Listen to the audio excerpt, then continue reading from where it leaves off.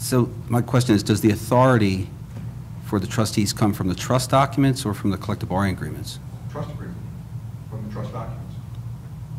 So in Sean's question about establishing contribution rates or benefits that would be determined by two separate bargaining parties who have participants in the fund, that is, the trustees have no choice but to accept those contributions and those benefits as established by that collective bargaining agreement?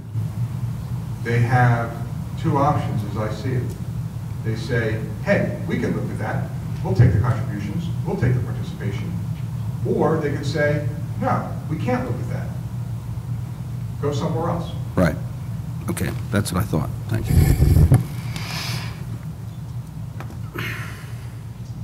Historically, and would you, let's talk about how the fund in specific instances has dealt with agreements between the Commonwealth and in various unions.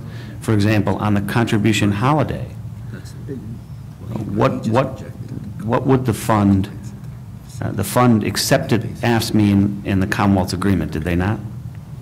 Yes. Okay. So traditionally, the fund... It is, hey, that's the way it is. That's the way it is. And receiving less money from the Commonwealth, goes without saying, is not a positive thing for the fund, is it? No, it is not. Okay. Before we get into the next area, could we take a break at this point? Yeah, I thought it was just getting good. Yeah, let's Just? reconvene at 10:45. What's referred to as per employee per member. Employee per month. Per employee per month. What does that mean, and what is that used to calculate? Well, that is used to calculate the cost of providing anything, be it benefits or administrative costs. It is a leveling mechanism, because if you look at aggregate costs, then you fall into the vulgarities of enrollment changes. So if you had 85,000 employees during one period and you spent X, and you only had coverage for 80,000 employees in the next period, and your aggregate costs were lower than X, you say, oh, we're doing great. But what levels that out is you take those aggregate costs and you divide it by the number of eligible member months that you had in each one of those periods to come up with a apples-to-apples comparison. So in regard to the PEBTF, what is the per employee per month cost? The figure that has, the latest figure that has been provided by the PEBTF actuary indicates that the all-in cost, that is for medical, dental, prescription drug, everything, including benefit administration costs and PEBTF administration costs, is $913 per employee per month for the year-to-date fiscal year 2010 to 2011. Okay, so just in terms of trying to compare this to if I were going to pay a monthly premium, if I were to contract with Blue Cross Blue Shield and pay a monthly premium, is that similar, the $913 per month? It's what it's... Well, actually, for the level of benefits that's provided by PEBTF to its participants, $913 is an extremely reasonable cost. And I would venture that if you were providing that on an insured basis through Capital or Highmark or Independence Blue Cross on a composite basis, it would be north of $1,200 a month. Okay. So when we use the $913 figure per month, we times that by 12, we come up with...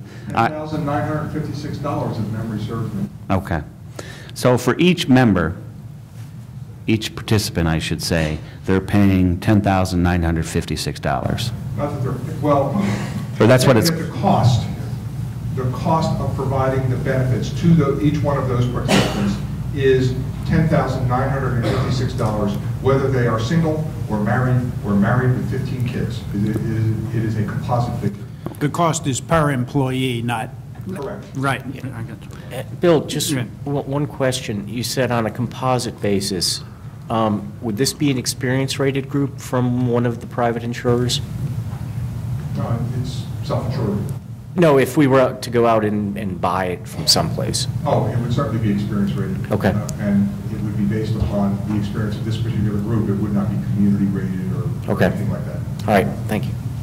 Now, let's talk about the funding. Where does the funding come from?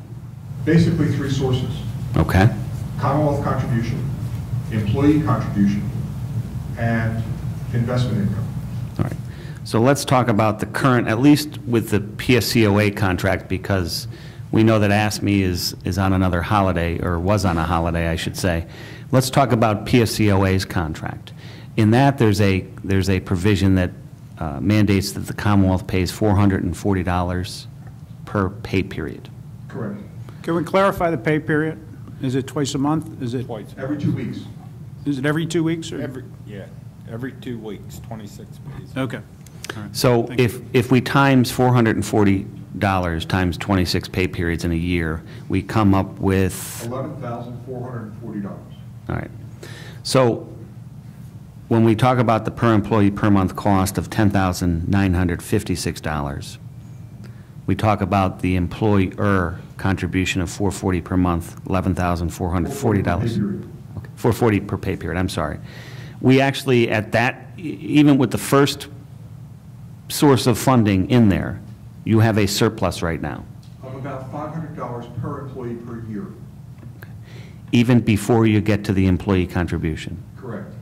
even before you get to the investment income. Correct. Now, let's talk about the specific contribution rate, okay?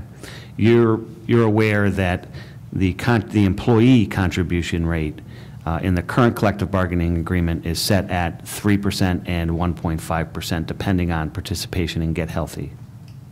3% of salary, 1.5% of salary. Okay, all right.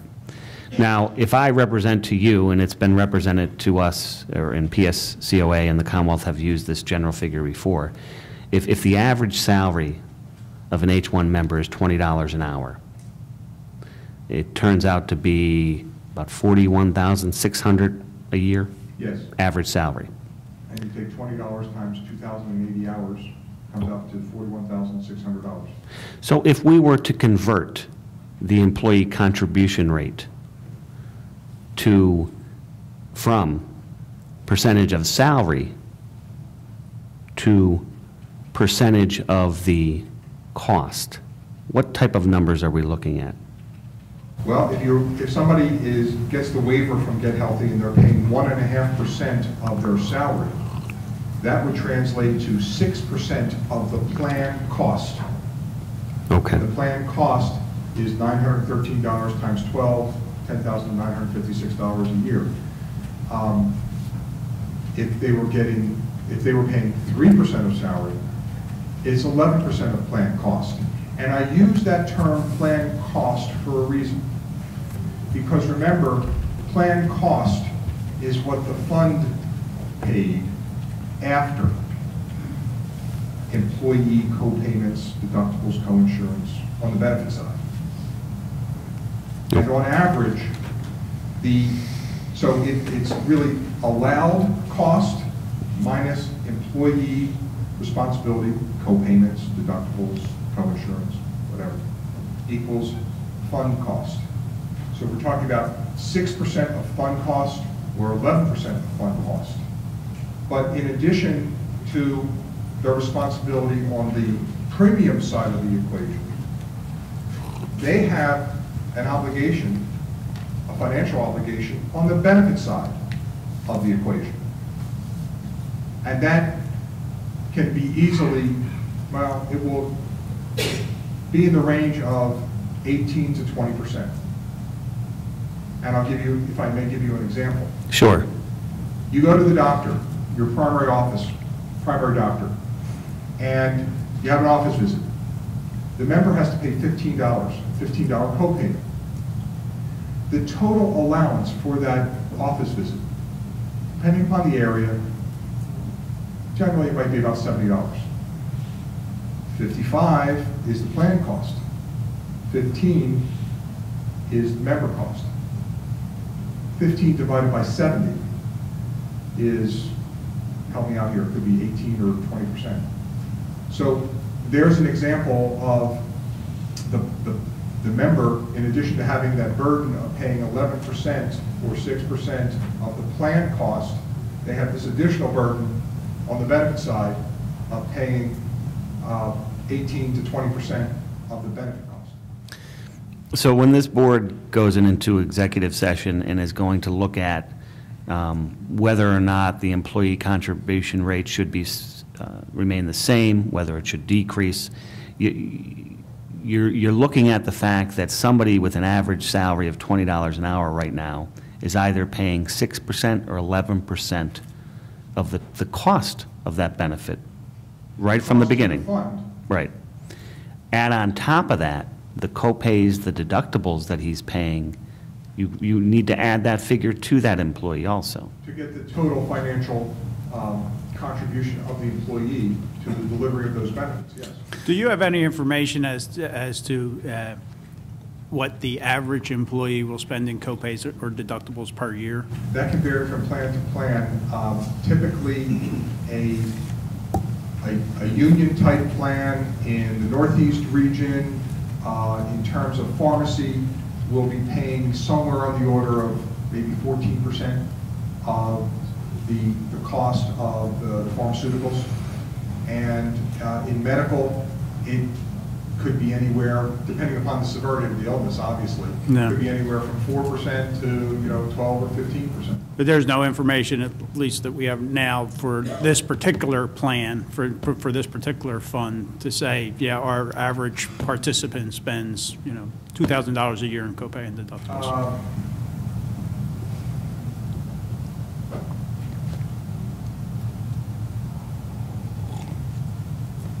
That information is generally not delivered in that fashion to the BPDF trustees, but it is available. Okay. Attorney Ihorn, I'd like now to turn your attention to some of the specific proposals in regard to medical. I have a couple more questions. Sure, if you're sure. going on to something else. You talk about the funding sources being the Commonwealth contribution, the employee contribution, and the investment income. Is there any kind of guiding principle for trustees about using investment income to provide benefits, to cover cost of benefits? That is purely a trustee decision within trustee prerogative. Many trustees would prefer to gauge their contribution rate and their published contribution rates to bargaining parties based upon a principle of being able to match